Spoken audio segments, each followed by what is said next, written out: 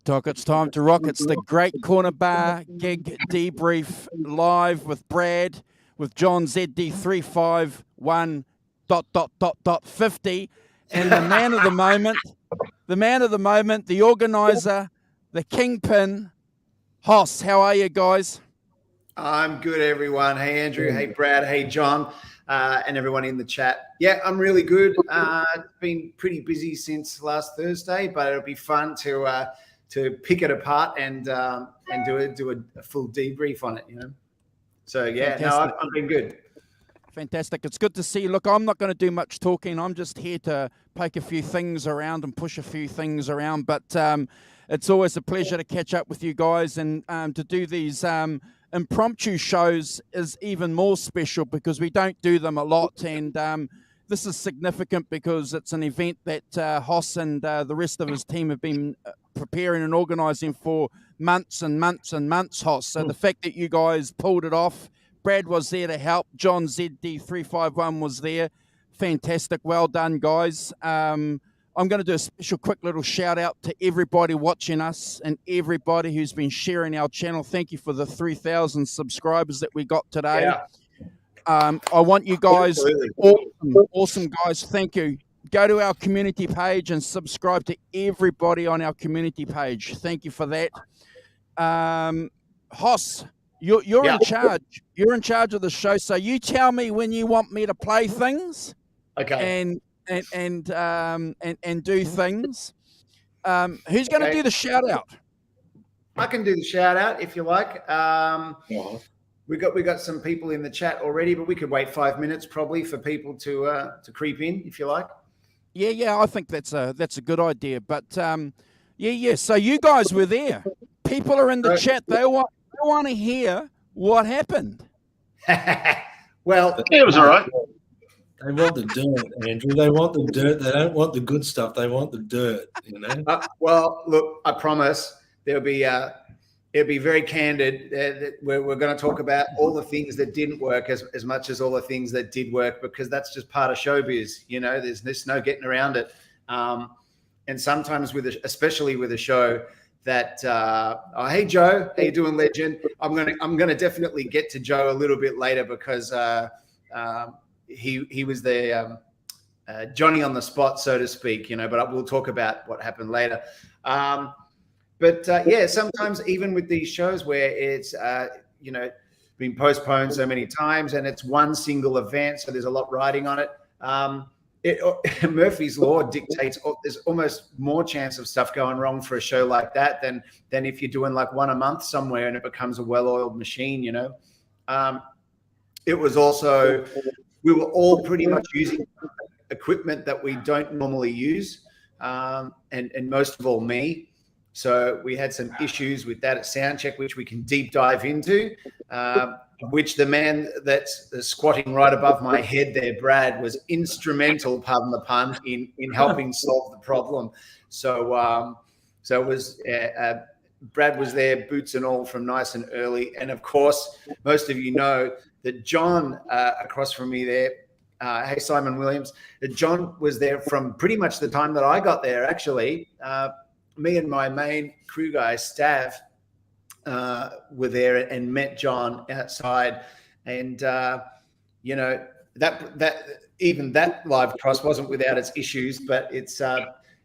John was there right from the beginning and right to the end. So thank you very much, brother. I really, really appreciate it.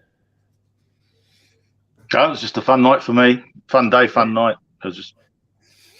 Yeah, well, John, I can see we got Stav in the chat there, so I'm going to be talking about you later, Stav. So I hope you poured yourself a drink because Stav will get embarrassed. Yeah, John, thank you for doing all the heavy lifting, mate. All the marshal moving. You're a marshal mover now. So that's right. Wasn't the first one I've picked up, mate. Yeah. From all accounts, you did a great job, but you're a trooper, mate, and you did an amazing job. Absolutely, and it was so good. And for anyone in the chat that doesn't know, John and I hadn't met face-to-face before. We only knew each other through the 5150 show. So getting to meet someone that lives in the same city that you've met on YouTube is a really special thing. And and John's an absolute gentleman and an awesome guy. And it was a pleasure to meet you, brother. And, you know, I mean, we all make new friends on this sort of live forum, but to make new friends also face-to-face in the same city is even more special. So thanks for being a part of it, bro. You're going to make Andrew feel left out now, mate. Don't worry, because the next show we're working on, we're going to New Zealand and we're going to put it on just for Andrew. As long as Andrew gets there early enough to lift the 4x12s, we'll be all good, you know? Don't worry, bro. Don't worry about that. I've got a crew I can rely on. Yeah. Hey, Hoss, Andrew's got heavies everywhere, mate, all around the world. You don't need to worry about nothing. I have no doubt about that at all. Yeah. Yeah, no, it was an amazing night, Hoss, and I have to say, you know, you played amazingly. I know there was probably, I could sense at one point you were like, you know, the energy, everything was sort of, you know, you were hyping. And I think at the start of the second set, I might have even said to you, just go out and have fun, bro. And because the first set you were like, just before you walked on, you looked so serious. I'm like, relax, dude, go for it. Yeah. But I think once you got up there, you're okay. You just got straight into it. No. Once my shoes hit the stage, I've actually always been pretty good at this. Is that no matter what goes on during the day, when you walk onto the stage, you've got to change gears. You have to, because you owe it to the people. You can't walk on with the frustrations of the day. I mean, I know people that do, and it makes the gig really rough when you do that. You know, you've got to shake it off, and it's all about the performance. I'm sure there's plenty of live videos from all of our idols that we would have had no idea what kind of mayhem and maybe fights and arguments that were happening right before they walked on. But the live video that we grew up with is special, and they didn't take it on stage. And I feel like you got to do the same thing. But the minute your feet hit the stage, it was like game changer. You just went for it. It was like you were having fun from the first note. So yeah, look, I'm the kind of person that I need some peace and quiet and some downtime, like after like multiple hours of being busy and kind of stressed, to like rezone. That's just how I've always been built since I was a kid. And it was just because of the perfect storm of different issues all happening at different times for different people. As it turned out, and as is the way with these things, we sound checked right up until doors, and there was just not even a minute to sit down, and then even when I was in the band room, where, of course, we're scribbling out set lists and taking care of all the things that we didn't get to do at sound check. So that's why, you could see, Brad, that I was my nervous system was completely up and a bit frazzled by the time I walked on for that first set, because I just didn't get that time that I need. But we got the first set out of the way with a few speed bumps, and then I had a break and had a couple of drinks, and then the second set you reset and you go back on. Yeah, both sets were fantastic. Both sets. Thanks, brother. Yeah, definitely. Yeah, there was a certain element of energy from the word go, and the first set, it was like as all of you guys look like you're having a ball up there. You just look like you're in your element, comfortable and playing, and maybe too comfortable here and there, but in a good way. If that makes sense. No, I know what you mean. I know what you mean, for sure. And then second set was magical. It was all the guest performers you had jump up, and Andrew's pressing too many buttons there. You said it was magical. I guess Andrew thinks it was explosive. So something funny happened when I said magical. See, so it's because you got the magic touch, brother. Now all the guests were amazing. So just brilliant. I know. Sorry, Brad, I'm going to interrupt. I know what photo that is in the background behind us, and I think Helene knows what that photo is in the background behind us too. You can see him down the bottom. Yeah. Helene, who's a regular part of the show, was kind enough. There we go. Was kind enough. Hi, Helene. Was kind enough to grab a whole bunch of bags of M&Ms and found a retro early 90s M&M dispenser and sorted through all of them and then put all the brown ones in a single brown M&M's cup. And so we had that in our band rooms. Helene came to sound check in the afternoon, met up with her and got to say hello, which was great. And then, yeah, she left us with a whole mug of brown M&Ms, which Well done. Well done, Helene. Thank you so much. And I can tell you that it wasn't lost on anyone that walked into the band room. Everyone thought it was awesome.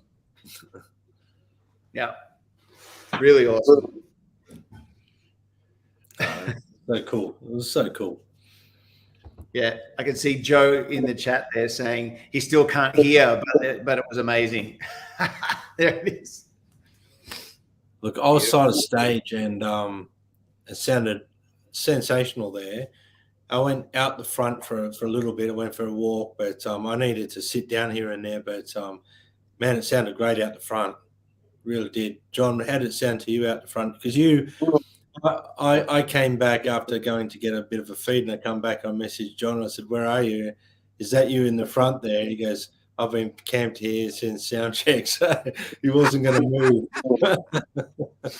Yeah, I made sure I did all my jobs, and then I said to Simon, "What else you got for me to do?" And he said, "Nah, man, your job's done. You just enjoy yourself." So I'm just wandering around, and then the doors opened, and I saw the first couple of people sort of go to the front, and I thought, "No, I'm going to get my spot." So I sat there and just looked up Simon's nose all night. That's right. Awesome. But I got to see your smiling face looking up my nose all night, John. So it was worth it. So everybody got something out of it then. Everyone got something out of it. Exactly. But now sound from where I was great. At one point, Dave came a bit too far forward, and his mic sort of let a little bleep go out the hanging PA, which was not too far away from my left ear. So I ended up just sticking in my little Samsung earbuds in just for a bit of sort of barrier protection. And yeah, that was good for the whole night, but sounded fantastic. And like I said, well, if everything went perfect, we'd have nothing to talk about. We'd say we came, we walked out, we played some songs, and we went home. But yeah, definitely whatever went right, whatever went wrong didn't add or take away anything from the just a great night that it was. And I'm sure that the people that were standing shoulder to shoulder and front to back all the way to the back wall in that place had a fantastic time and had nothing but good things to say about it after it was done. Yeah. I'm glad you mentioned that, though, because I've got a question for you guys. What kind of audience, Hoss, Brad and John, were there? Were these hardened rock and rollers guys that were familiar with Van Halen, or were they just music fans generally that were just glad to get out and celebrate some of the freedoms, obviously, that you guys can enjoy in Melbourne? Yeah, is that an important thing for you guys, the type of audience you get, or are you just happy with anyone that comes through the door, Hoss? Look, obviously I'm happy with anyone that wants to come and enjoy the music. As far as what we got on the night, it was a pretty mixed bag, actually. Okay. Obviously, we had a lot of friends and family, some of which were into rock and roll and into Van Halen, and some of which, of course, are just coming because they want to be part of the vibe and the evening. Then there was an element that for sure that was people that we didn't even know, so they weren't even sort of muso colleagues. We do know that they were advertising it on some of the local FM stations. We found out, which is great. So I think that there's probably an element of people, it's hard to say how many, maybe say 30%, that are just Van Halen fans that heard about it or saw it advertised through the Corner Hotel website and thought they'd come along. And then, of course, the rest are going to be your diehard Van Halen fans. And, there was a couple of things that went a little pear-shaped in the first set, and I may as well talk about one of those now because that'll be fun, where we looked at each other afterwards and thought, I wonder if we got away with that. But there was at least about 3 or 4 people in the crowd that yelled out, "What the hell happened there, you idiots?" And essentially what we did, I'd like to think it was by design rather than by default, and say we were doing a new 2022 DJ mega mix of 2 different songs. You know how they do, you find it on YouTube all the time now, where they mix Jump with some old country Merle Haggard song, you know. It sounded a bit like we were doing that. So what had happened was 2 of us were playing Atomic Punk, and the other 2 of us were playing On Fire, because they're in the same key and about the same tempo. So, of course, the 2 of us that are convinced that we're correct are looking at the other 2 like, what are you doing, you idiot? And the other 2 are looking at us because they think they're correct, going, what are you guys doing, you idiot? And look, that was just one of those absolute brain fart moments where there's just no accounting for how that happened. But it really was one of the most surreal musical experiences that I've ever had. And I can't wait to I haven't got the multi-tracks yet, but I can't wait to hear that back, because that's going to be very, very funny. I might even have to do a little post on YouTube and show everyone how clever we are at doing an impromptu remix, you know. But anyway, so that was one of the big musical brain farts of the night, and that happened in the first set. So I suppose, you know, if you're going to do it, get it out of the way early, you know. Sure. And I'm really eager to hear it, because when it happened, you know, I'm sitting there bopping along, and, you know, we're going through the album in order, so there shouldn't be any surprises. And no, shouldn't have been. And it just, you know, Atomic Punk starts up, and it sounded like everybody was playing Atomic Punk at the start. And then you're sort of singing along, and the first lyrics come out of the singer's mouth, and thinking, do I not know the words? I must have this wrong. And then I'm thinking, hang on, this isn't it. And I think it was part of the confusion of what was going on, that I was tripping out over what I was thinking of, that I didn't notice. And at one point I thought you were playing something off Van Halen 2, which was right out of left field. And I thought, no, what is this is On Fire. And it sounded like you guys just seamlessly merged in behind the vocals. And I'm trying to figure out when that happened, because like I said, it was a beautiful, smooth turn from one song to another. Well, I don't know if I remember it as being a beautiful, smooth turn, but to be honest, in the moment on stage, it was such a Twilight Zone moment for all 4 of us that, you know, we could have done it smoothly and we wouldn't remember. But anyway, I've got the audio recording to sift through, and I'm definitely going to have a good solid listen to that. And I'm reserving my judgment at a who in the band, and of course it could be me who I'm going to point the finger at. But we got. You definitely started playing the right song. What's that?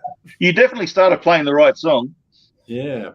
Hey, Jerry. We started playing the right song, and we ended up on the wrong song, and then we had some very quick decisions to make, because obviously On Fire is meant to be the end of the record, and we've got this crazy long jam that we like to do at the end of On Fire, with sound effects and police sirens and all of this stuff, that we thought, well, do we just finish with that then?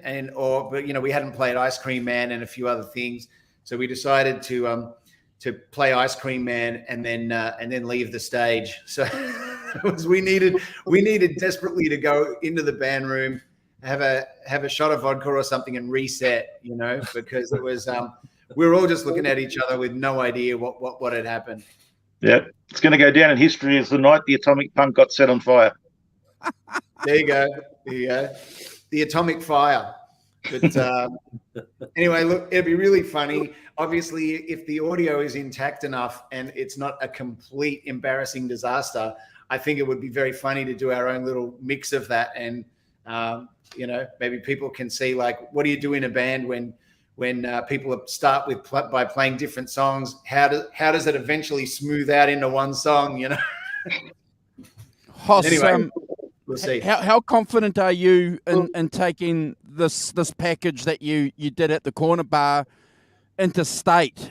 You know, is that the next progression for the, you know, the results of the Corner Bar gig, or will it be more Corner Bar gigs, do you think? Look, I know the Corner Hotel was so happy with us, and I spoke to the management afterwards, of course, and they basically said that they would have us back in a heartbeat. Come back anytime. So they had a really fun night as well. The Corner Hotel have all kinds of different music, but they, to me, it's always the home of rock and roll. And so that being said, they really did enjoy it. They thought the crowd was great. They were loving the light show. Glenn Falloon did a fantastic job on the lights. Although sadly, because of the way the stage is laid out and the low ceiling, we didn't have enough light on Jerry, our drummer. So that was a bit of a shame. It's one of those things that, in hindsight, we might have been able to reverse engineer some kind of solution to that. But at the time, it's hard to know at a sound check how big a problem is that going to be. But it turns out from what a few people have said in the audience and also from some of the photos, that it definitely looks like the drum kit was so high to the roof that there weren't any lights behind Jerry. So that's one of those. We can see him though. You could see him, yeah. What was I going to say? You only need to hear a drummer, don't you? Oh. Yeah, but when you got one as pretty as Jerry, mate, you got to have him. You got to have him. Lit up. I know. That's right. I love you, Jerry. We love you, Jerry. Of course, if the drummer's not properly lit and they're on a drum riser, how can you tell if the drum riser's even? You can't. Anyway, but yeah, look. So there was. I can't remember how we got onto that, but we were talking about On Fire and Atomic Punk. So anyway, and whether you're gonna take this on tour. Take it on tour. Yeah. So the plan is that the Corner Hotel would have us back. So that's sort of awesome to know. And then yes, we definitely would like to tour it. We think it. I've been actually speaking with a gentleman over in your neck of the woods, Andrew, in New Zealand, and he currently tours like a couple of really big shows internationally. One of them is the music of Cream, and the members of the band are the sons of the original members, which is Correct. a pretty cool thing. The other act that he's associated with is the Led Zeppelin Experience, and which, as most people know, Jason Bonham is behind the kit on that one. And they do all kinds of things where they have like video screens, and Jason plays basically note for note his father's drum solo while it's on a screen, but he's actually playing it. So we've been talking about the idea of perhaps doing something that could tour like more as like a big show with video screens, and even maybe some elements like that where, now that Eddie's passed, of course, maybe there could be video footage of Eddie and then me like the Live Without a Net solo or something, and then me playing it while he's on screen or something. I don't know. Wow. We haven't really figured all that out yet, but there is definitely talks about touring it internationally. And it seems like from the Melbourne Guitar Show video on my YouTube channel, there's definitely enough interest from people overseas to warrant doing that. So I think that to really answer your question, rather than us just sort of piecemeal take it like here and then take it to that city, I think that hopefully it'll get enough legs on it where we could do it almost more organized, and make a big show out of it. And we're not sure how that would look at this point. It may even be that we would even do some element of, because everyone seemed to love having so many different guest singers in the second half of the show. It may even be that we pick up whoever the great singers, whichever city that we're going to, and get them to learn 2 or 3 songs, so that way it sort of, keeps it fresh, not just for us, but it also involves the local musicians of whatever city we're in. So anyway, there's different things that we're looking at doing, but that won't happen, till later this year or something. If you're going to follow the same format or a similar format to the music of Cream, that would be fantastic. I've seen them; they've toured here regularly.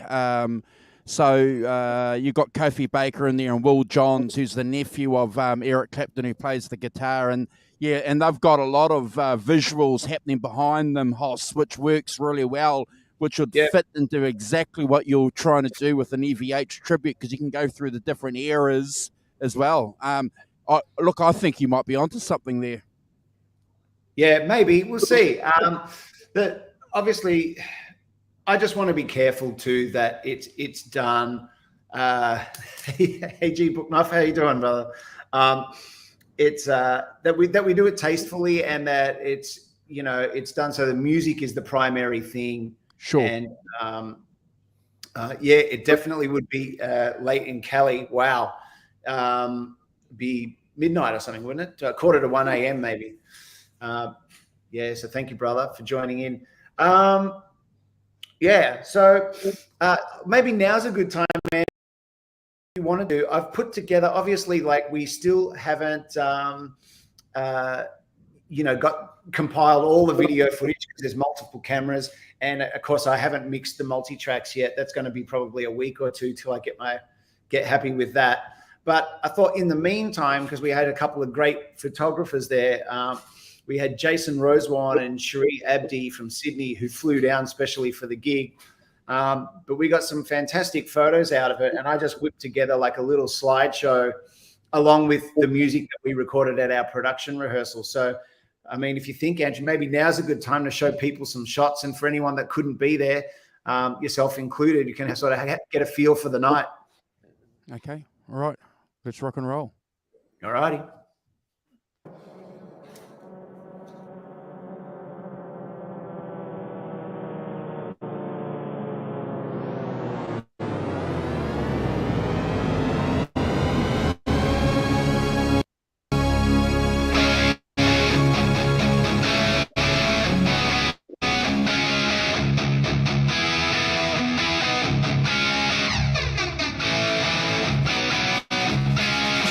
All right.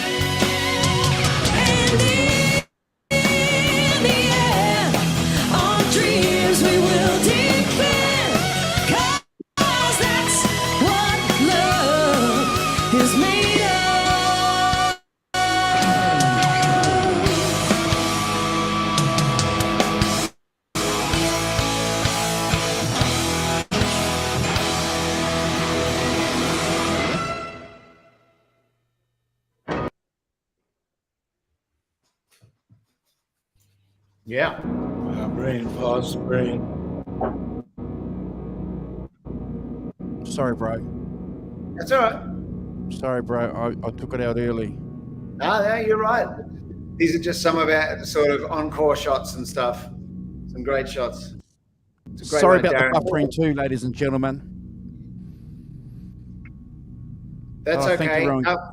That whole video is up on my YouTube channel if anyone wants to go afterwards and have another look. And what I'll do, ladies and gentlemen, because we get a lot of views on our videos after because of the time zone, I will attach that link to Hoss's channel on this stream for you guys to go and do that. Great.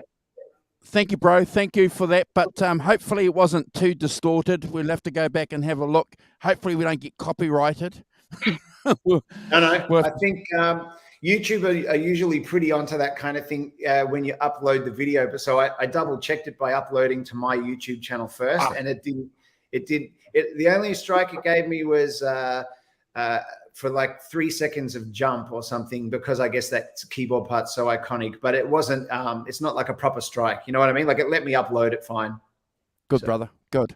Yep. So, look, thank you for that, bro. Anytime when you guys are ready for me to do part 2 of the media montage, give me a yell, bro. Okay. Beautiful.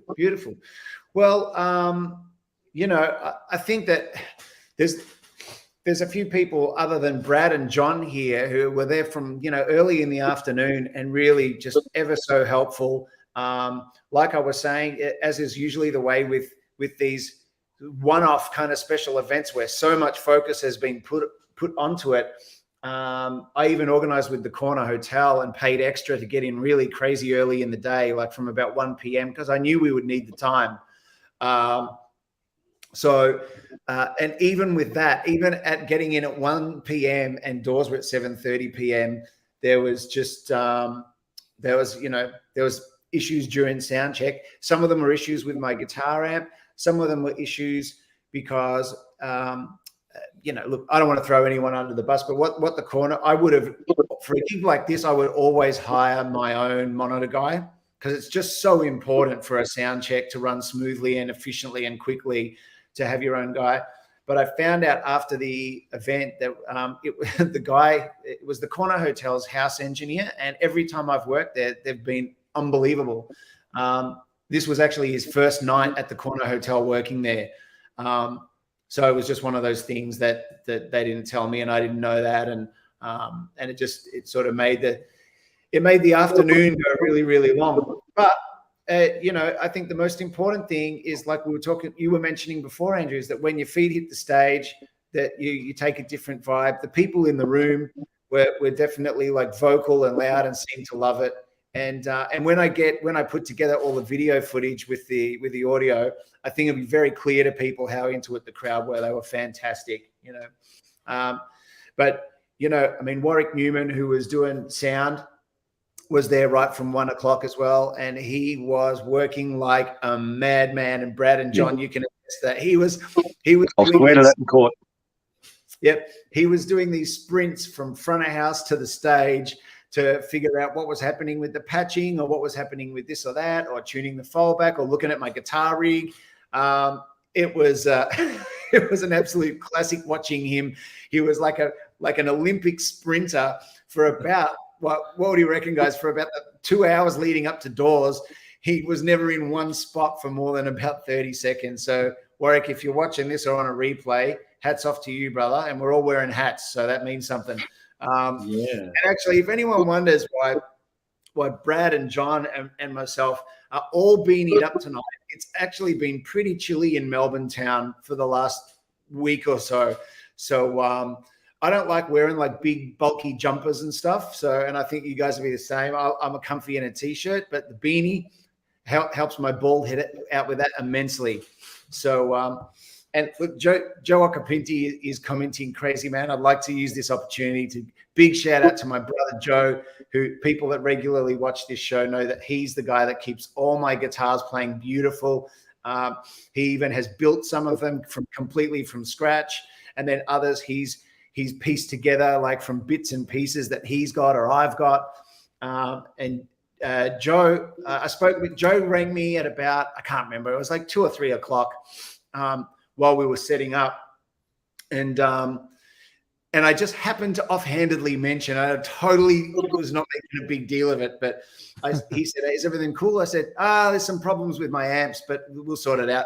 I said, actually, the 5150 guitar that we affectionately call Annette, I said, it's fine. It's completely fine. It's staying in tune, all of these things. But I've got a little bit of buzzing up high. I said, just tell me what I got to do and I'll quickly do it myself. Because I knew I'd see Joe. He was coming as a guest to the concert.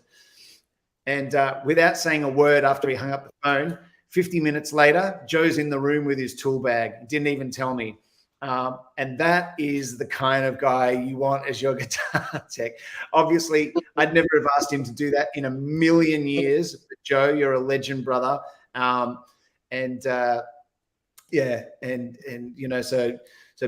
big ups to Joe Occhipinti. And if you're in Melbourne, he's at Guitar House in Ringwood, and I can't recommend him more highly. But yeah, so that was beautiful. And Stav, who was just there in the comments, was the man of the match, apart from you, John, of course, but in terms of all the heavy lifting. So Stav had been ferreting all those Marshall boxes, like back and forward, and all those guitars to rehearsals as we would spend in the 2 weeks leading up to it. So Stav and I caught up multiple times. And then Stav picked me up from my place on the day at about 12:30 p.m. and we loaded the van and went in together. So Stav works like 10 men as well. And so I'd like to say thank you to you, Stav, because Stav is, helping me put up all those Marshall boxes and stuff. In hindsight, I probably shouldn't have been doing any of that because I did do something to my left forearm a little bit during the afternoon. And so I just think that for a show that size, for me in the future, there needs to be 3 crew, because it's just, there's so much stuff going on stage. But thank you, Stav. And Stav was there right till the corner were pretty much shutting their doors, packing everything down, and letting me go off and have a drink afterwards. So Joe and Stav especially, thank you so much, brothers. Well done. Yeah, he should be really upset with what you just said, actually, because he lifted way more things. I lifted 1 quad box just for the look of it. He did all the heavy work, and no. Stav did all the heavy work, and Stav was carrying in and out every single guitar, every guitar stand, every piece of electronic equipment, the rack of stuff, all the heads. But yeah, couldn't have done it without you, Stav. But Stav was also like the man behind the scenes on the days leading up, like I said, as well as Joe, of course, making sure all the guitars were perfect and all of that. So in fact, Joe had discovered that on the 5150 guitar, that for the little, the drop D tuner that Eddie uses, the tiny little grub screw that keeps it locked in one place had come out at some point leading up to it. Has that ever happened to you, Andrew? Yes. Had come, but I didn't even notice because I was concentrating on so many things that as soon as Joe turned up with his toolkit, he goes, "Hey, bro, have you noticed this? Where's the grub screw?" And I said, I got no idea. Anyway, so it turned out for the drop D stuff, I had to use a guitar that I didn't rehearse with or play at all. And that was the Frankenstein, which was the very first thing that I had organized before Neil Daly built me the 5150 guitar. And I basically paid $400 for a guitar and a body that was pre-painted from China. So, as far as the body parts, they are what they are, But Joe, put it together properly, made sure that the Floyd was good, and we obviously put a proper parts on it. But yeah, so I ended up using that for all the drop D stuff like Unchained and 5150. So it was interesting that I really only took that guitar there for show. I thought, people will want to see the Frankenstein, but I had no intention of playing it because the $400 parts guitar from China, but I ended up having to use it on some of the heavy lifting songs. So, it sounded great. It sounded Thanks, great. Brad. Yeah, look, I thought in the end it sounded okay too. And I have to say I was very pleasantly surprised. And it just goes to show that there's kind of, we all try and deconstruct the mystery of like, what woods do you have in a body? What woods where do you get it from? Do you pay top dollar, or do you just get it from a bargain bin like what Eddie did back in the day? And I think the answer is that there's no one way. I think it's sort of potluck in a lot of times, So in the end, this guitar played good and it sounded pretty good. I'm looking forward to getting doing the mix of it and seeing really like close up how it sounded on the mics. But yeah, we also had some issues, unfortunately, with my two wet boxes, the left and right. Were not coming through the front of house. They were only coming off stage. Oh. So, which was a really, really great shame, because obviously we'd spent so much time with the Eventide and all that stuff getting it right. So that's why, like, if you hear any footage that people took from in the room, the guitar sounds quite dry, and it's because that they weren't coming out of front of house properly. So, but these are all the things that happen on a gig. It's just, that's how it is. It doesn't matter how much you plan. It doesn't matter that it's 18 months.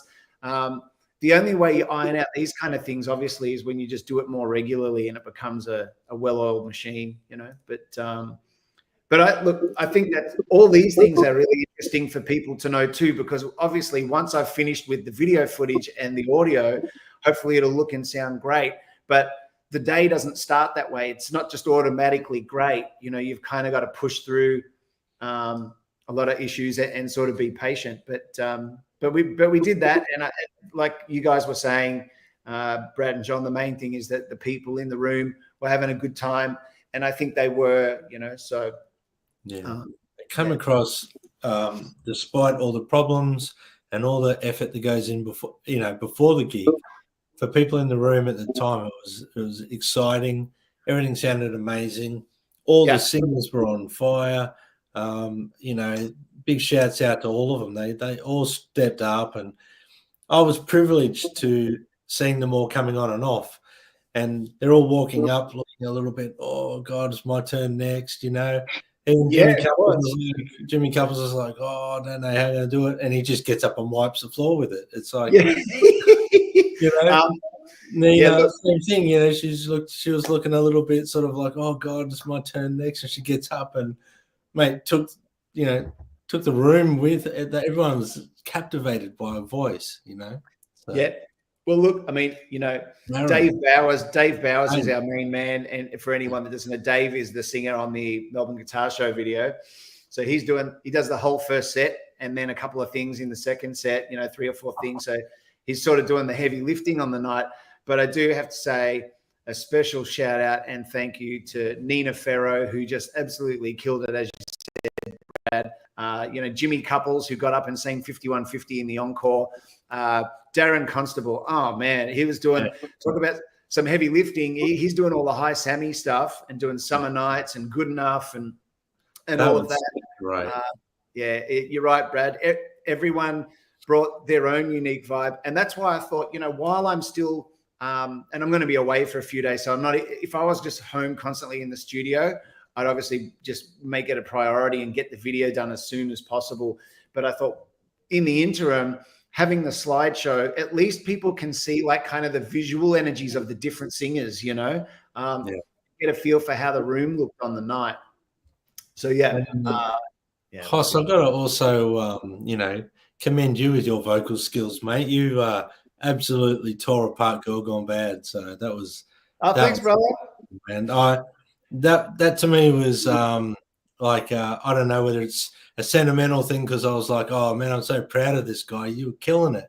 I love that song. And me too. You guys were on fire. It was like, man, what a 3-piece. Thank you, brother. Well, look, I think I would actually, my intention was never to sing lead vocals on any of this stuff.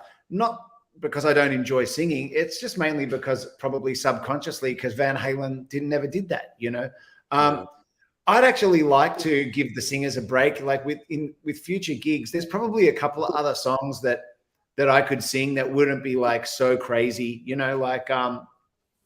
Like the Full Bug is one because it's basically a blues shuffle that's pretty easy to sing and play. There's probably 3 or 4 that I could do it, which would give the singers a break, and then we can sort of almost jam a bit more like a Hendrix trio or something, you know? Yeah, no, that would be awesome. But you know, it was great to hear you guys playing that song. Thank you, bro. Thank you. Yeah, it's awesome. And Dave was, you know, he's such an entertainer, mate. The way he comes on, and this goes with that at Suzanne's and all. Oh yeah. Well, that's the thing that I mean, why I thought it'd be good to show a bit of a slideshow tonight of the great photography of Cherie and Jason is because you really get to see the different singers' personalities. You know, like I mean, Dave is so different to the others, but then when you look at Darren's kind of physical energy with the longer hair and how he's just like, it almost, I don't know, seems more Robert Plant or something, you know, like he's always leaning backwards and,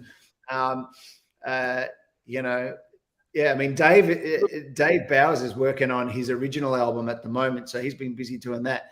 And I'm looking forward to hearing it because I was chatting with him today and he tells me that it's quite different to anything that people have heard him do. It's very different to Van Halen, but it's also different to his alter ego, Eugene Hamilton, that does a lot of cabaret kind of tongue-in-cheek stuff, which is why he's got all those amazing outfits, you know?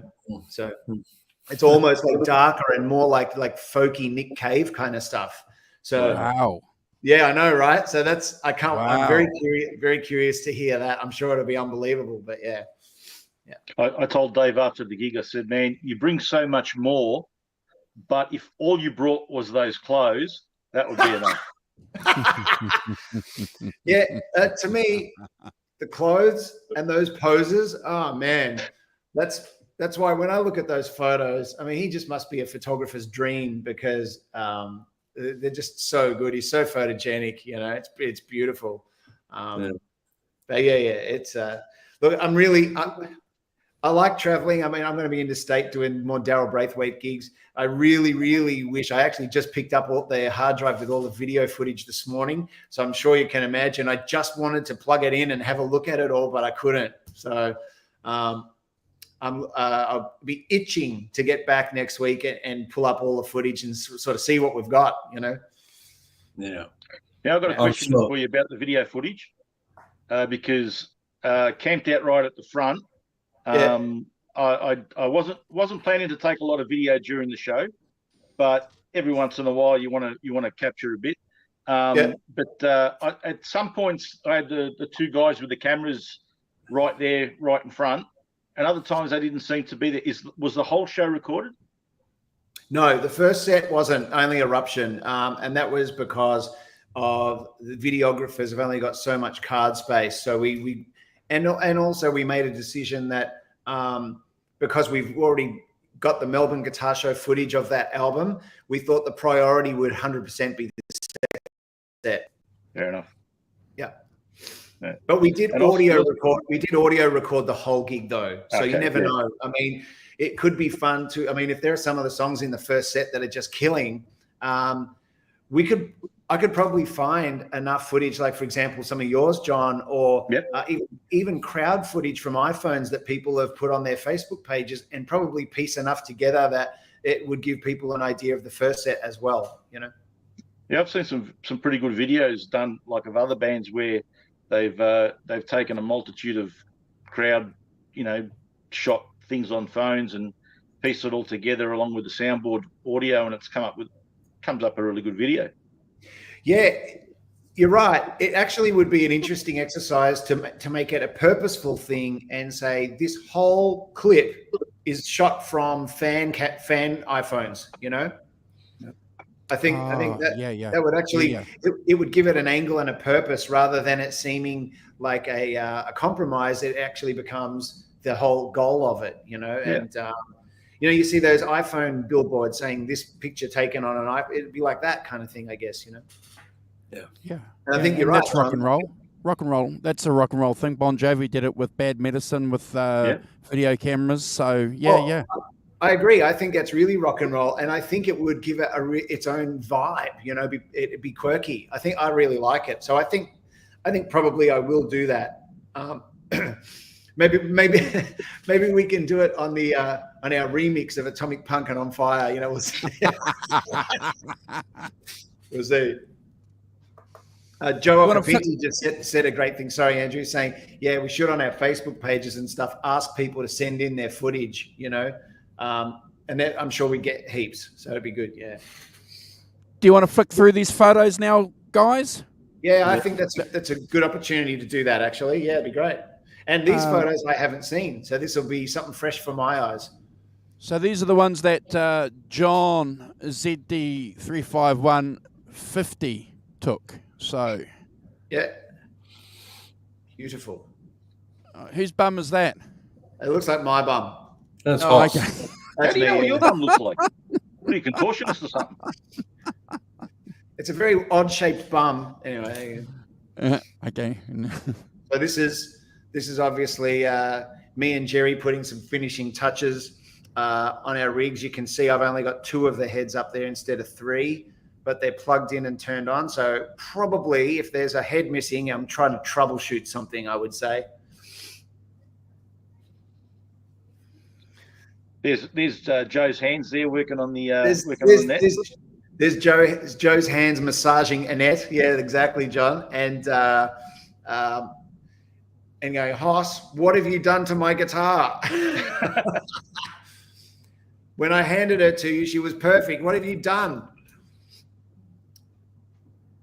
You're lucky you didn't run out with it like Jerry Seinfeld's mechanic. Yes. Well, he might do that if I'm not kinder to her, you know? That could happen. So, that's a cool shot. Yeah, so that was just during the setup. That just looked like too good a shot not to take. The lights. You got to specially send me any of the great shots you've got of Jerry at the sound check or the gig because we didn't get as many of Jerry as I would have liked. Yeah, but that's like I said, man. I'm loading the whole thing up to Google Drive. I'll just share it. Cool. You know, that is such a killer shot of where it's just all about the drums, isn't it? It's with the lights all. It almost looks like the UFO landing at the end of Close Encounters. Awesome. I heard shot. that riff at some point of the night. Yes, you did. Look at that. Yep, a sea of pink. Why not? It is the 80s after all. That's a great shot. Yep, the babies. That's a cool shot. Is that the show card? Is that me being funny or me telling you to get lost? I'm busy. That's your Kiss tribute, isn't it? That's the Kiss version. Yeah, exactly. I was rewatching the video that you the stream that you did with Chris and Keith on the day, and I noticed they were asking at the time, and I think got answered on the day. They had a particular interest in that unmatched cabinet bottom center. Oh, well, actually, I'll get to that. Andrew, if you can, go back one photo to the one where you. Okay, if you want to zoom in on my T-shirt, this is something that Neil Daly has not received yet, but I decided for fun to make a Daily Custom Designs T-shirt. And what I've done is I've used the exact lettering from the DeLorean in Back to the Future, the DMC. I realized you could take the M out and make it DCD for Daily Custom Designs. And I thought it looked super cool. So I got a T-shirt made. And Neil's is on his way over to the States.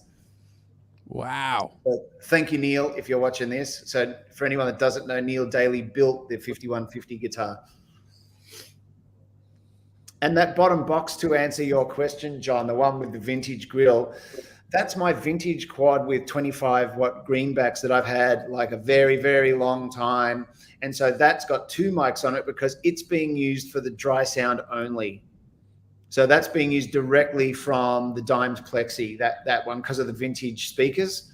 And then the outside boxes are being used for the left and dry wet.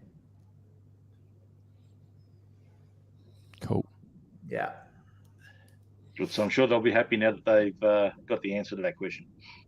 Yep. Good.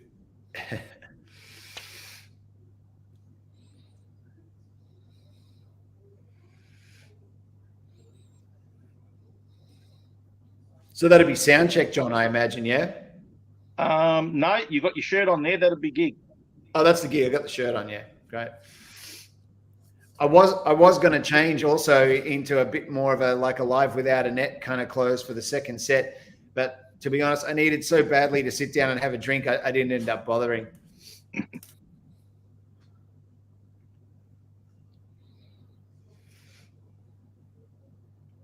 There's a net.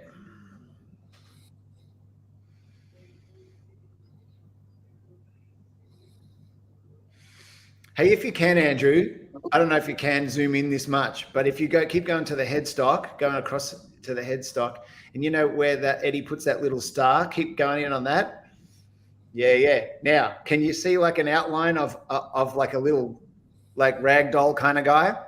Yep. So that is, I got some stickers made. Joe Occhipinti's son drew that like when he was 9 years old, and Joe had it up in his workshop, and it was this guy. He's kind of got like crosses for eyes, and he sort of looks like a bit, like he's crawled out of a grave or something. And I thought it was so cool and so awesome that his son drew it, that I had some stickers made up for some of my guitars that I put it on, because if Joe's worked on the guitar, you know.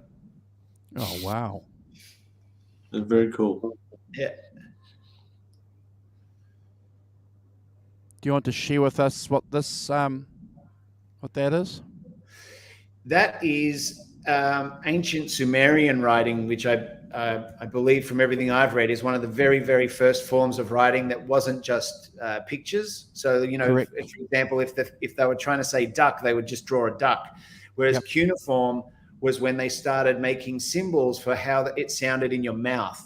So that means victory of the people in ancient cuneiform. Beautiful. And there's a meaning to that, but I can't say in case my auntie is watching. So I'll tell that story another time. No problem. Hey,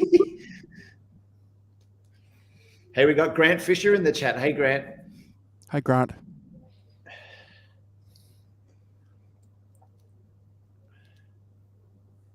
So you can see there, like I was right up against the rail, and there was a bit of a gap between the rail and the front of the stage, and you can see a lot of these shots.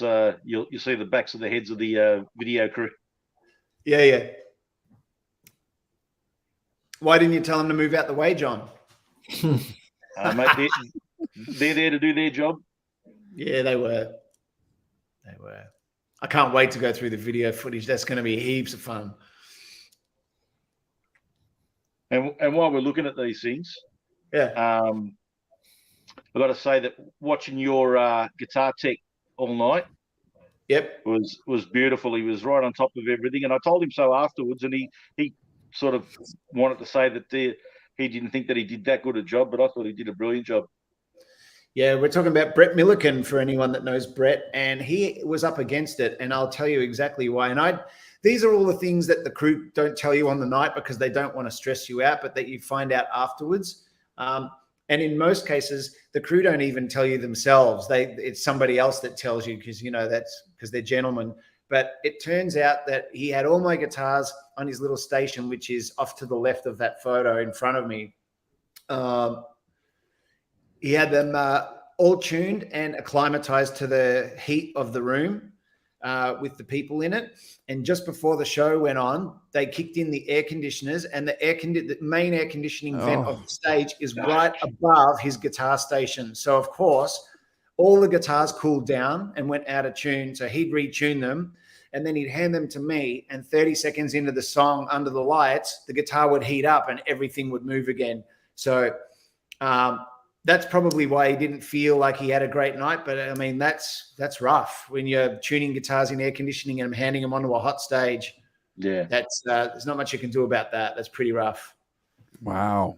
Yeah. So that's just another lesson, Andrew, that we're talking about earlier in the show about the things that you learn. I mean, it would never have occurred to me to even consider where the guitar tech station is can't be under air conditioning, but that'll be something that I'll make sure of next time, you know? Yeah. I've never heard. Yeah, that makes perfect sense. Yeah. It's just never something that I've come across before. Even after like 3 decades of touring, I've just never heard of that. But there you go, you know? Oh, there's Nina, the wonderful Nina Ferro, who had her Van Halen T-shirt custom made for the show. You've got to love that. Outstanding. While we're on the subject of guitars, Simon, I noticed on Facebook a few nights before the gig, Jimmy Hocking commented, "Are you going to use the era appropriate guitars for the songs?" And I linked him to the previous week's video where you were going through them all.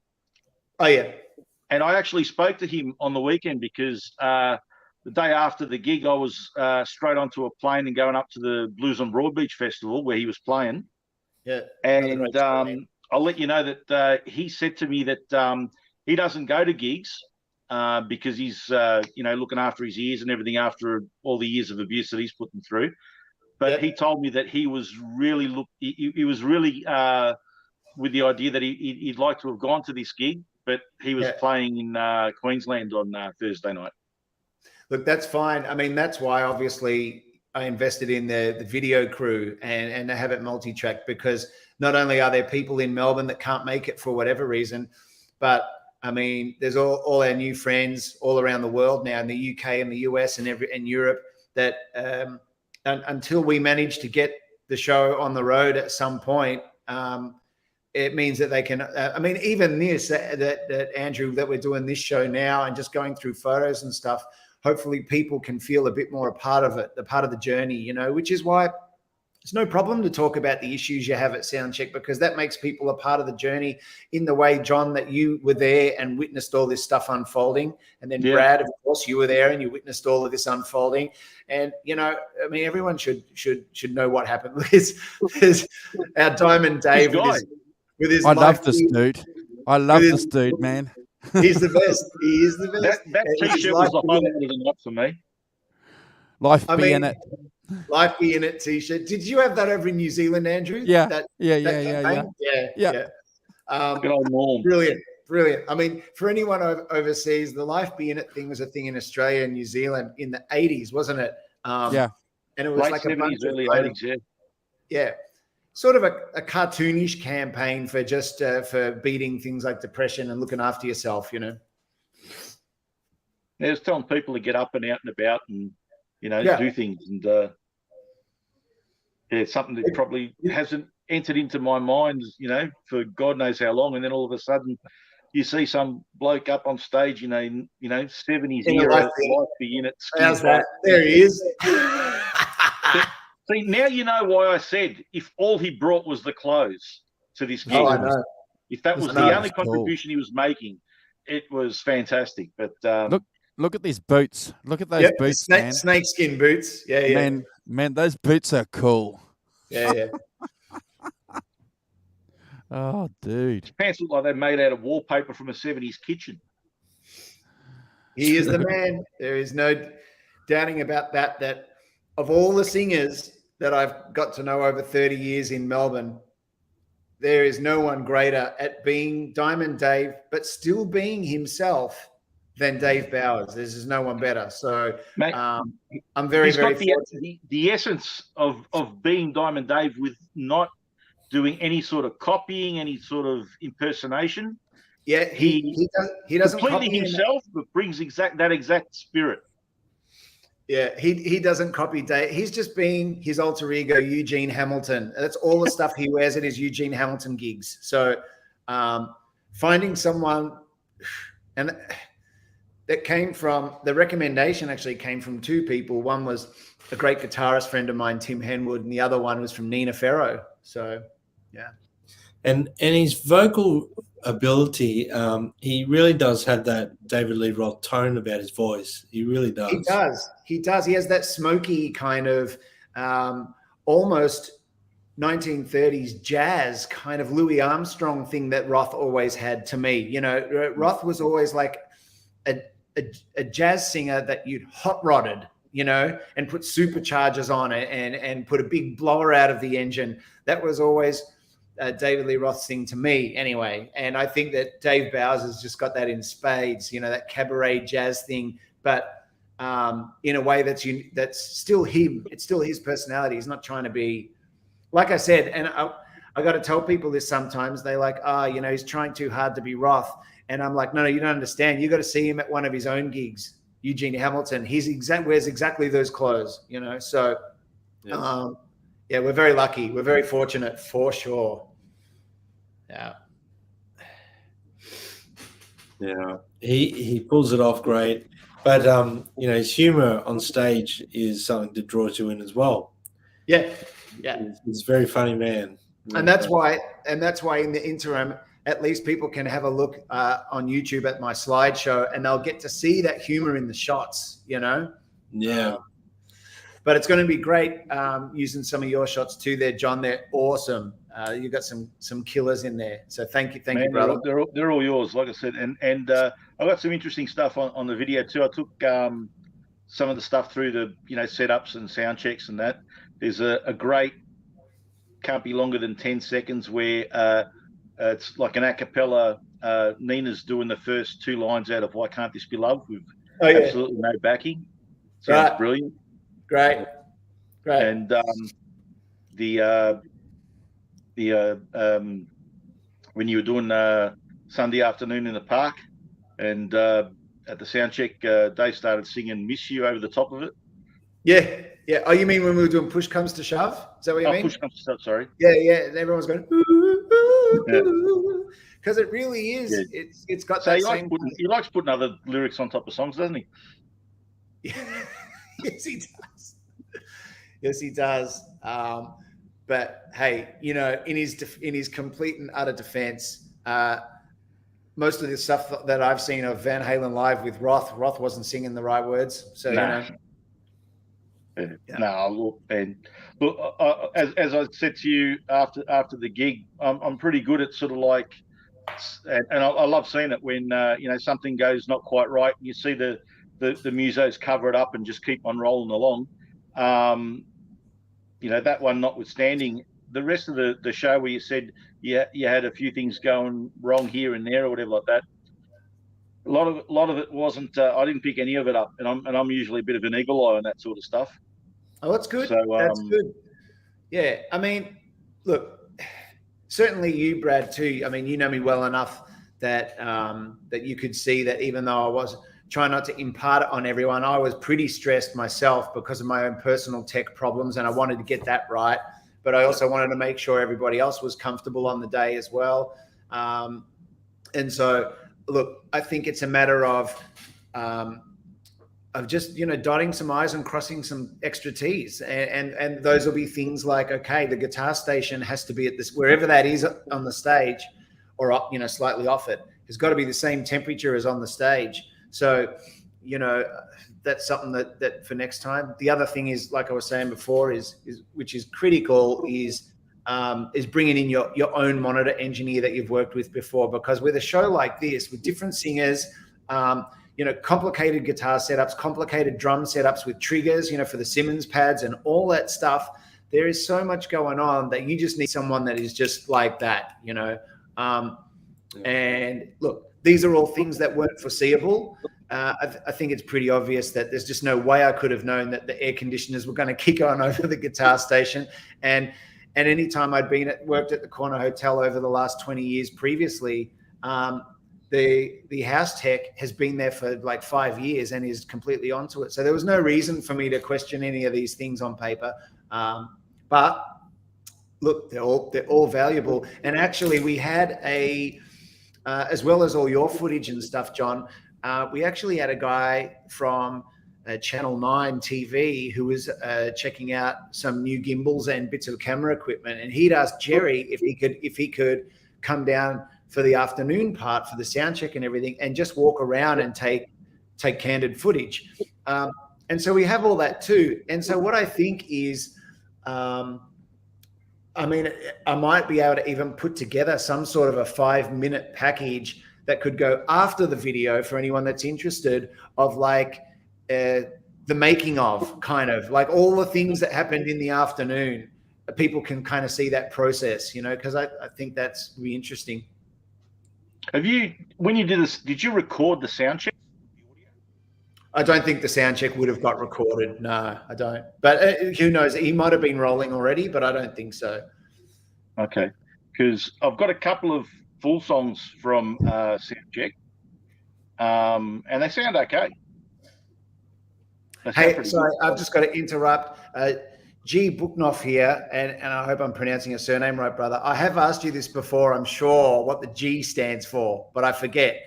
And I've got a funny feeling it's not a name that starts with G. Am I right? I feel like it's Peter or something like that, but I'm probably totally wrong. So before you say go to bed, if you can let me know, that'd be good because I'm very curious. Yeah. Sorry, John. That's all right. And my brother keeps we got someone new in the chat that I believe was at the gig too. Cal FB. I don't know if I'm saying that right or if it's all one thing, but and so welcome, Cal. There you go, Cal FB. Yeah. And that looks Cal. Like his profile photo looks like a picture of Waldo to me. Yeah, it is. Is that right? Yeah. Yeah, it looks like Waldo. All right, beautiful. Well done. Well played.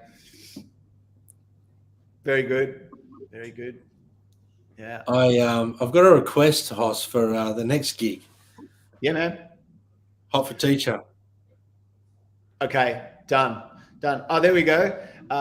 We have a response from G. Buknov, and I'm sure if it's Russian, it would be Buknov, not Buchnov. Gregorio. Well, spasiba, Gregorio. I have actually been to your wonderful country a couple of times when I was touring with Tommy Emmanuel. We went to St. Petersburg and to Moscow and a couple of other little places to do some shows with him. And I have to say, I had a really, really good time in Russia. The people are wonderful over there. And so props to you though, brother. Are you in Russia or are you in somewhere else? He's in Cali. Oh, he's in Cali. Yeah, that's right. But it's Russian. All right. Thank you. And Robert Ramfield's saying it's General Buknov. I would imagine it'd be a specific Buknov. Yeah, General Buknov. Okay, cool. All right, first generation Russian. All right, beautiful, brother. Awesome, brother. I'm going to have to brush up on my actual, I learned just enough to kind of say the pleasantries because I was there for 2 weeks, but I'll have to brush up for you. Nice. General Buknov. Put in our place. Yeah, put in our exactly. Thank you, Robert. Thank you very much. So yeah, hot for teacher, noted, Brad. Thank you. We will do that. And I actually, Jerry and I sat down and transcribed the drums precisely one day when we were going in a full nerd mode. There you go. And Gregorio is saying it's pronounced Buchnov. Okay, great. Buchnov. Okay. Buchnov. We'll remember that. Thank you very much, fella, for correcting us on that. Excellent. I will write that down and not get that wrong again. Thank you, sir. General. And so that's going to be fun.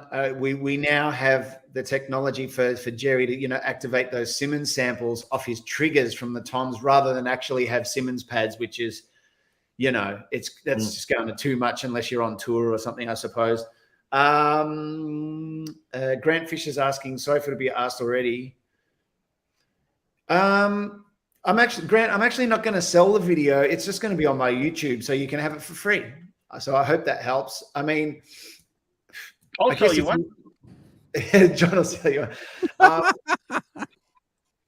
I mean, certainly, if I had a handful of requests to burn it onto a DVD because anyone wanted to play it at home in their lounge room on their system, that's fine.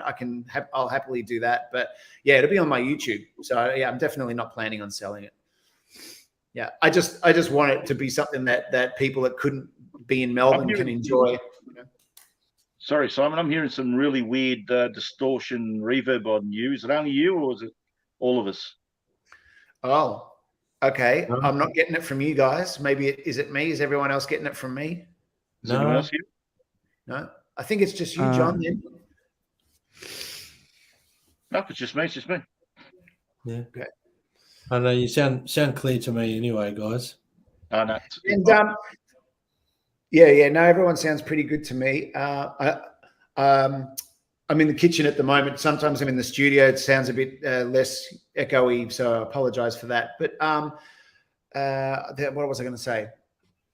Oh, yeah. If anyone else has any other questions, obviously, even on the replay, write them in the comments and I'll happily answer any questions about the gig. You know, if someone wants to know specifically how something was done or what went right, what went wrong, you know, no problems. Just, shoot it in the comments below and I'll definitely keep a track and I'll answer them. Hoss, and a very hard question for you to probably answer, but on the night, what was probably your most favorite guitar to play? I mean, maybe not one specific, one or two that you had the most fun on, because you looked like you had a lot of fun on every single guitar you were playing. That's what it looked like to me. Look, the Strat you looked really comfortable on. You looked very happy playing that. You looked very happy playing Annette, obviously. You looked very happy playing the Steinberg. You looked like it was hard for me to pick which one you were enjoying the most. Yeah, more comfortable. I'll tell you, I love playing the Steinberger for summer nights because it's so different for me to be, I mean, the way Ed wrote that, he's changing keys by locking it into a different key constantly through the song. It doesn't just stay up for the whole song. He goes back down and all of this. That to me is super fun because also I get to hear what I grew up with when I was a kid and then pull up that whammy bar and hear all the strings go up like a slide guitar, you know, go brrrr. And so that always made me smile every time. That's why if you ever see any of the photos of me with the Steinberger, I've always got this big grin because it's so much fun. The problem though with the Steinberger is because without the headstock, you don't realize how much you gauge fret 1 from your peripheral vision. Yeah. So what I would keep doing is thinking that the very end of the neck, which is really fret 1, I kept thinking that was the end of the headstock. So I kept going to put my hands 2 frets out. And because obviously I was only playing the one song on it, and I had some issues with that guitar leading up to it, not through anybody's fault other than that I'd borrowed it off a dear friend and someone that I've known since I was a teenager, Paul Gale. And it just hadn't been played for 20 years, you know? So all those bits in the trans trim that need oiling and constant lubrication were just pretty stiff. And it took a lot of time to kind of free it up. So I didn't get as much practice on that guitar as I would have liked. And therefore those things, and not just sit down practice is one thing because you're sitting at home and there's no distractions and you can very easily see the end of the neck. But at rehearsal and at the gig, why do I keep going to the wrong frets? And it was because I realized my eyes think that the end of the thing is the end of the headstock. Yeah, I've read that before, and it's the same thing too with guys when they play and girls when they play Firebirds, because the Firebird is out. It's up here instead of like here, and you get a bit mixed up because of the geography, don't you? Yeah, I had a Firebird, and it was Dave Leslie from Baby Animals. He's Firebird, and was on the cover of the first Baby Animals album. And I bought it, and I could not get used to it because it was like going forward. Yeah. So I was always like going to play like A pentatonics or whatever in the B position. I'd be like, oh, all the time. And it used to neck heavy too, like down a bit like that. So I find playing the Ibanez Destroyer, which is lent to me from Chris Stark, who is the singer of my Racer X tribute show. So if you haven't seen Chris singing all that 80s shred stuff, you can find that on my YouTube channel too. But that's actually his Destroyer that he'd lent me. And that thing is so big and heavy compared to all those other Eddie guitars that because I only use it for a few of those songs in the first set, I find that strange too. But I've got to say, that thing sounds amazing. And I don't know whether it's the weight of the extra wood and I know it's got a Damasio Super Distortion in it, I think, that Chris has in there. So obviously you've got a different pickup, but you've got all this extra wood. Is that it, John? Is that what's in there? But that thing, man, It is I'm sorry, but it is the sound of Van Halen 1 as much as we know that Van Halen also used that one JBL speaker, you know, which sounds really sizzly and bright. And I think that I haven't used the JBL speaker because, to be honest, I love Van Halen 1, but probably some of my favorite Eddie tones are from different albums. It's hard to say, really. All I'll say is this. I think most people would agree that Van Halen 1 Eddie sound is very different to all the other records. And I like it for what it is, but that Ibanez Destroyer, man, if I heard that through a combination of a greenback and a JBL, I think that's Van Halen 1 right there. It's just so meaty, you know? So that's fun for me to play too. And even when I see the photos back, it's very strange for me because I've never played a guitar that looks like that. So it always looks, I always feel like I look a little bit, I don't know, not comfortable or out of my depth or something on that guy, but it's super fun. And sounded sensational, that guitar. Thank you, brother. Thank you. Yeah. What I'll probably end up doing is if I use some crowd shots of the first set, but use the audio, I think I'd really like to include a lot of that Ibanez Destroyer songs because it's just such a different sound, you know? It's a wicked guitar, isn't it? It's a wicked. It really, yeah. It really is. And then, of course, there's the Annette that Neil Daly built for me, which is just beautiful and, you know, such a special thing because it was custom made for me, you know, whereas the other ones weren't as much. So, yeah. But, yeah, great guitars. Isn't it interesting? Sorry to just change the subject just a little bit, guys, but isn't it interesting when you look at the Flying V and the Destroyers? You know, they were all made for guys to play classic rock and roll in the late 50s. Yeah, you know, not the rock and roll that we associate them with now. Yeah, it's exactly right. Actually, Joe Occhipinti just sent me a photo of, I remember I was showing you guys the little sticker of the little ragdoll man on the end of the headstock. Here's the actual drawing that his 9-year-old son did. Oh, wow. So it's that little guy. And so it was pinned up to his workshop wall. And when I saw it, I was like, that's so cool. What's that? And then he explained. And I said, oh, dude, that would look so good on a headstock, you know, like, you know, Malmsteen would put the duck. Like, so people often have like a little personal touch, you know. And I just thought, you know, Joe's been so great with all my guitars that I thought a little personal touch would be great. So I had a ream of stickers made up from that picture. So I actually got to meet on a couple of your guitars. Sorry, what's that? I said I noticed that on a couple of your guitars, and I figured that was probably, I didn't realize it was your doing. I figured maybe that's what he does when, you know, like when you take your car to the mechanic and they put the sticker on the back window. Well, I mean, I had the stickers made up, but really, I suppose it is kind of Joe's doing. You know, it's like, okay, this guitar's come from me. Here's your Joe Occhipinti Motors. You know, next service at you know. Yeah. Oh, wow. Beautiful. Hoss, do you want to do a shout out to everyone in the chat? I do. Why not? I think it's a good time for that. I don't know if he's still in here, but we did have Simon Williams saying hello from the UK. Of course, as you guys know, I haven't got to catch up with Simon personally for a while. So if you're watching, brother, big hello from me. We have Nelson Rodriguez, Ellen, Charmaine, Adam Roche was in the chat, Mike Rogers, Joe Occhipinti, of course, who we were just talking about. Stav was in the chat, who lifted all my stuff and drove around in the van for like 2 weeks. Helen Winter, Helene, responsible for the brown M&Ms. Robert Ranford, Jerry Pantazis, our illustrious drummer. Gregorio Buchnov, and there's the M&Ms. Yeah. Thank you, Helene, if you're still in the chat. She is, I think. Gretch Zeppelin, Christine Taylor, Terry 3Gs. Good to see you, Terry. Greg Brown, Grant Fisher, and Cal FB. Oh, we got Hugh Caldwell in there too. Hey, Hugh, how you doing, brother? So, yeah. And I think I already said Gretch Zeppelin, but just in case I didn't, Gretch Zeppelin. Yeah. So, yeah, thank you, everyone, for joining in live, especially those of you on the other side of the world where it's pretty late. But, yeah, so thank you very much.